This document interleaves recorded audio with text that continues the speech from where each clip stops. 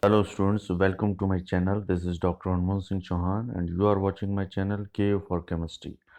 Today we are going to study UV and visible spectroscopy. UV and visible spectroscopy को study करने से पहले हम थोड़ा से जो एबनॉर्मल टर्म्स हैं इसकी उसके बारे में हम स्टडी कर लेते हैं। जो एबनॉर्मल वर्ड्स हैं जो यहाँ पर यूज़ होंगे और बिना इसको समझे हम यूवी और विजिबल स्पेक्ट्रोस्कोपी को स्टडी करना अपने लिए कठिन हो जाएगा। तो उन उन टर्म्स को हम थोड़ा स्टडी कर लेते हैं। इसमें पहला है क्रोमोफोर। क्रोमोफोर, क्रोमो, ऑक्सो, ये क्रोम जो वर्ड यूज होता है इसका कहीं ना कहीं लेना देना संबंध इसका कलर से होता है। तो जैसा कि इसमें लिखा हुआ क्रोमोफोर तो ऐसे कोई केमिकल जिसमें कुछ इस तरह के ग्रुप लगे हुए हों, फंक्शनल ग्रुप लगे हुए हों जो कलर शो करते हैं, तो उनकी वजह से या उनको हम जो है वो क्रोमोफोर कहेंगे। देखिए, the colour of a compound is due to the presence of an unsaturated group in it, such groups are called chromophore. मतलब किसी कंपाउंड के अंदर कोई अनसैचुरेटेड इस तरह के कंपाउंड होंगे, ग्रुप होंगे, जिनकी वजह से उस केमिकल में कलर आएगा।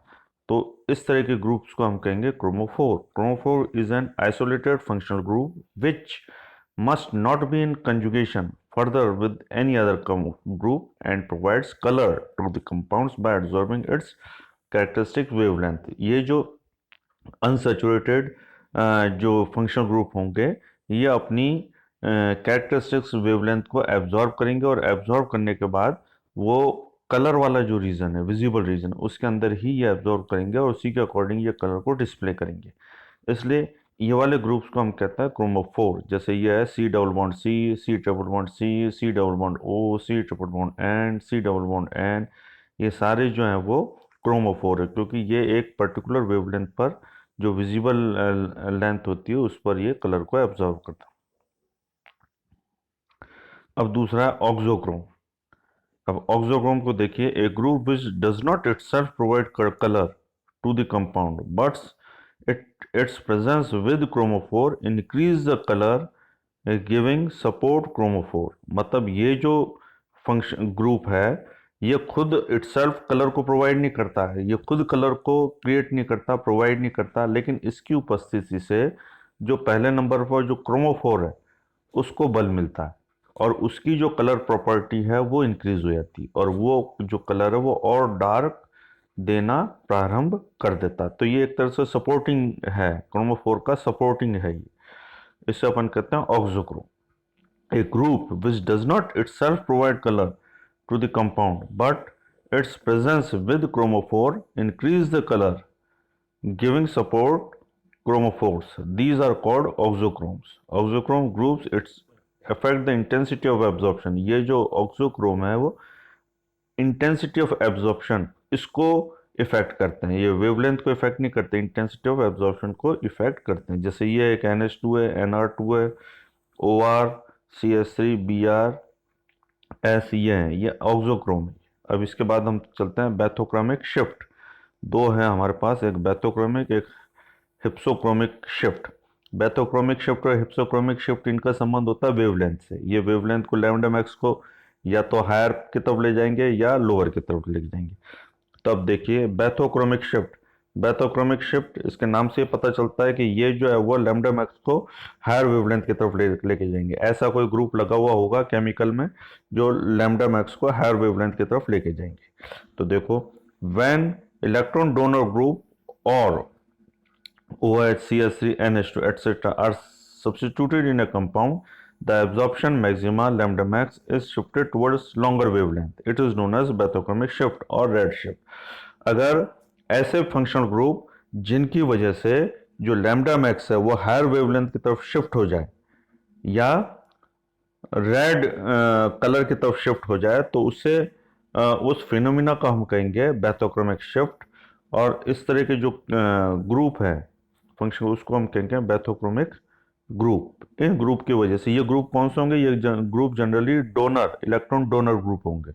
इनकी वजह से जो लैम्डा मैक्स है वो लॉन्गर वेवलेंथ की तरफ शिफ्ट हो जाती है, लॉन्गर वेवलेंथ या रेड कलर की तरफ, क्योंकि रेड कलर लॉन्गर वेवलेंथ की तरफ ही है, तो उधर की तरफ शिफ्ट हो जाती है। For example lambda max, benzene की लैम्डा मैक्स है 255 नैनोमीटर, जो बेंजीन है उसकी लैम्डा मैक्स है 255 नैनोमीटर। इसमें हमने CH3 लगा दिया, CH3 डोनर है, इलेक्ट्रॉन डोनर है, टोलुइन बन गया ये।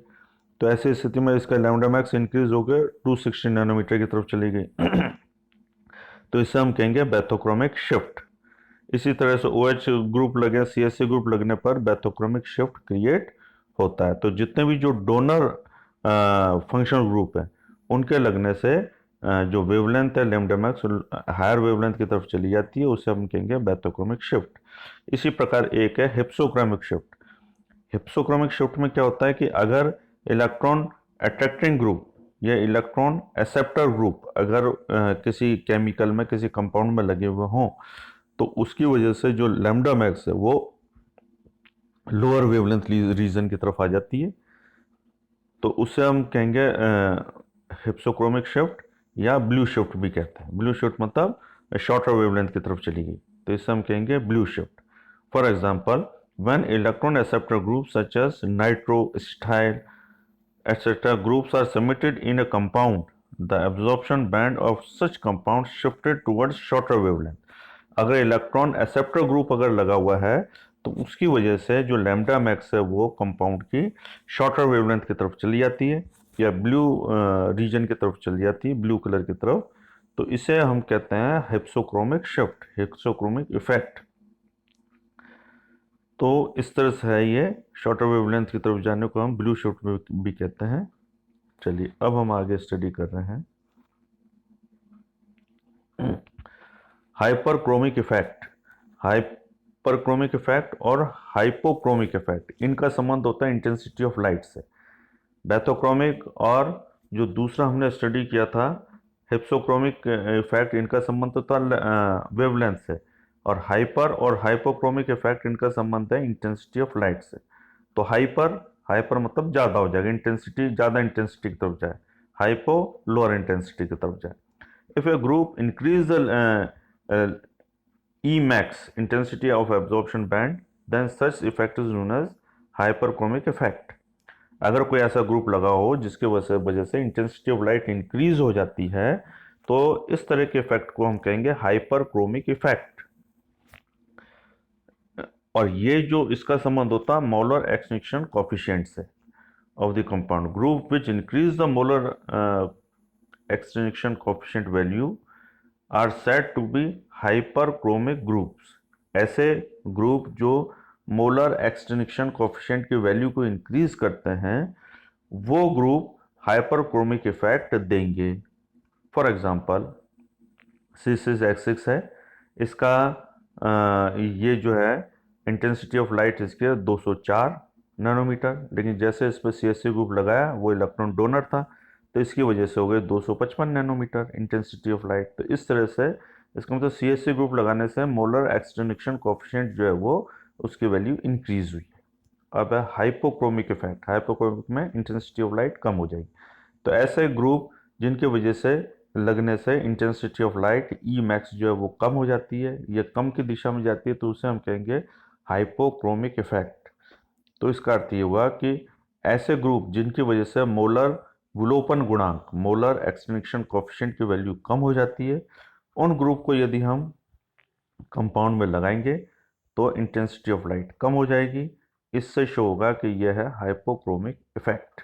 अब देखिए ग्राफ बना रखा है, इस ग्राफ में एक एक्सिस पर इंटेंसिटी ऑफ लाइट है और दूसरी एक्सिस पर है लैम्डा है, लेफ्ट टू राइट में लैम्डा है। अब देखिए लैम्डा अगर इंक्रीज होता है तो बैथोक्रोमिक शिफ्ट है, लैम्डा डिक्रीज हो रहा है तो हिप्सोक्रोमिक शिफ्ट है। अब इंटेंसिटी को देखें अपन, इंटेंसिटी जो है इंक्रीज हो रही है, ऊपर की तरफ जा रही है तो हाइपरक्रोमिक शिफ्ट है। इंटेंसिटी अगर डाउन हो रही है तो हाइपोक्रोमिक शिफ्ट है। तो ये चारों जो पॉइंट है वो एक छोटे से ग्राफ के अंदर इजीली एक्सप्लेन हो चुके हैं। चलो स्टूडेंट्स, आज के अपने टॉपिक में इतना ही। Thank you very much.